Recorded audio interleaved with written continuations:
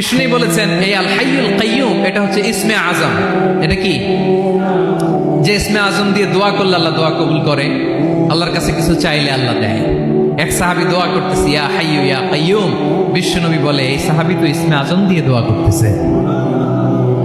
তাহলে দোয়ার সময় বলবেন ইয়া হাইয়ু ইয়া কাইয়ুম, পারবেন? বলেন ইয়া হাইয়ু ইয়া কাইয়ুম। আল্লাহর এই দুটো নাম ধরে ধরে আল্লাহরে ডাকবেন, তাইলে ওই দোয়া কবুল। পারা যাবে? বিশ্বনবী দোয়াতে বলতেন ইয়া হাইয়ু ইয়া কাইয়ুম বিরহমাতিকা আস্তাগীথ আসলিহ লি শা'নি কুল্লাহু ওয়া লা তাকিলনি ইলা নাফসি তারফাতা আইন। ও হাইয়ু ওয়া কাইয়ুম, ও শাশ্বত চিরঞ্জীব আল্লাহ, আসলিহ লি শা'নি কুল্লা, আমার সব কিছুকে আপনি ফিক্স করে দেন, ঠিক করে দেন। এক পলকের জন্য, এক চোখের পলকের জন্য আমার কোনো কাজ আপনি আমার উপর